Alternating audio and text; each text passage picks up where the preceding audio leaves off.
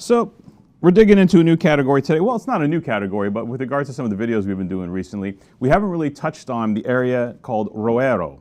Roero, okay? And this is a very important area for you to get to know because along with Brunello prices and along with Napa Cab prices, have you seen the prices on Barolo and Barbaresco lately? Single vineyard expressions of really good Barolo are $100 now. So if you love Nebbiolo, and you want that Barolo or Barbaresco experience, but you don't want to pay the money, where are you going? North. You're heading north. Well, not too far north because it's really cold and it's snowing in the Alps. You might fall off the edge of the mountain and die. But if you kind of go on your way up to the Alps, you bump into Roero. It's just north, actually, of Barolo and Barbaresco country, north of Alba. And it's actually a large growing area dedicated to Nebbiolo and some Barbera, and Arnace as well. So the top Arnace in Piedmont comes from the Roero area. Wow! Damn! Peas and carrots, peas and carrots, peas and carrots. And one of the best producers in the Roero area is Cascina Vallebelbo Prete. Now, Roero is big. It has, it's a big area, and they're just working out the different vineyards, you know, the MGAs right now. And this comes from a particular area in the north, in the north eastern area of Roero that focuses more on like Barolo type soils.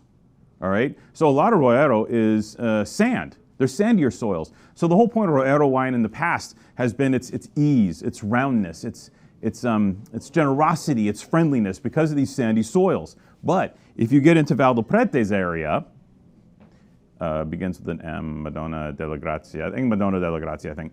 When you get in this area, you have clay and you have limestone coming back into the mix with veins of sand running through these vineyards.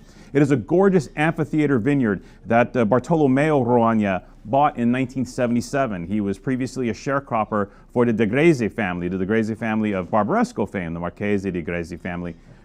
Those people, he was sharecropping for them in the 70s and then bought the property from a De Greze at that point in time.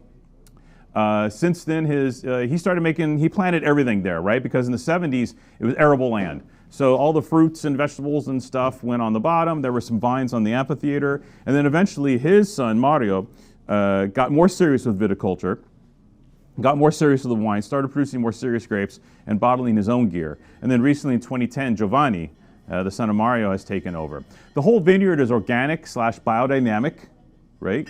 With a lot of older vines. A lot of these vines were planted in the 70s and into probably the early 90s. So you have a lot of 30, 40-year-old vine material. And they make several different cuvées, and we are completely charmed by the Vallebelbo Prete wines. The Roagna family, the Roagnas and Roero. Wow, geez, good.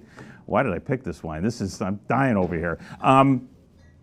The family are super good at what they do. And we have followed their wine since the 90s, since Mario first kicked in to the property, and with great success. Their Barbera is one of the best in Roero, and their Nebbiolo wines in Roero are serious wines. And as Antonio Galloni in his Venice Media quote noted, Serralunga-like, because they have this wonderful intensity to them because of the clay content in the soils. These are big Roero wines that play in the Barolo and Barbaresco camp. Now, the Bricco Medica is a small portion of the vineyard bottled separately. Bricco meaning the top of the hill, which generally in Langhe terms is like the grooviest part. You know, when you're at the Bricco, that's it. That's where all the best gear is. And so the Bricco Medica is one of their top bottlings. This wine is all cement at the start, right? Kind of cool for Nebbiolo. Everything's in cement, and then it gets moved to wood for 6 months, but not new wood, older barrels, etc.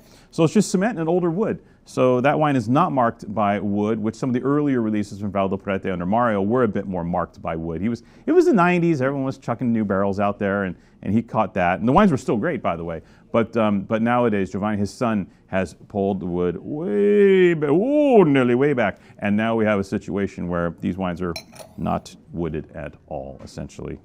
100% Nebbiolo here in Roero. For it to be a Roero wine, it has to be 100% Nebbiolo by law.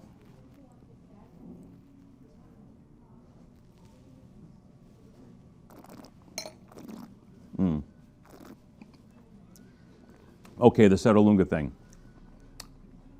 Yes.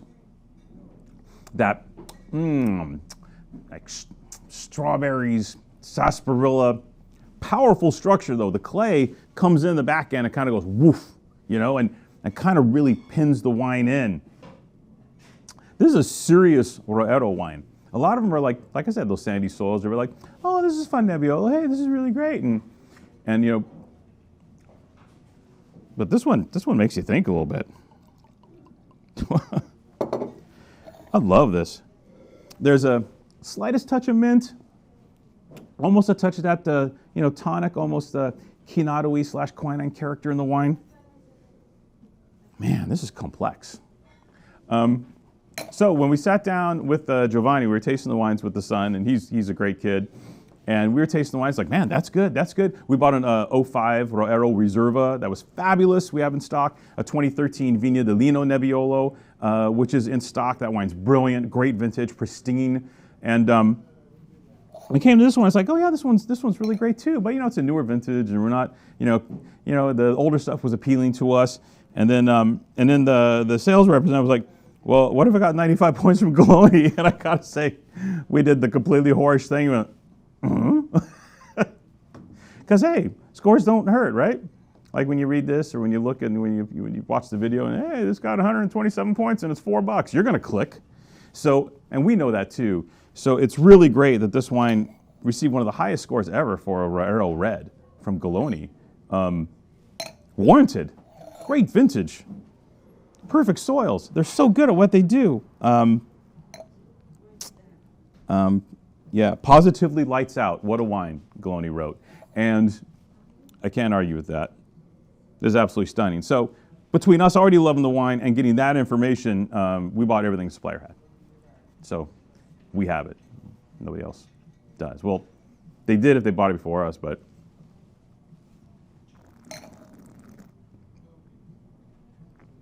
nobody has it now. That makes me very happy, because I want it all, well, to sell to you. I'll keep a little for myself. This stuff is banging. Way to go, Galloni. Good call, man. With you.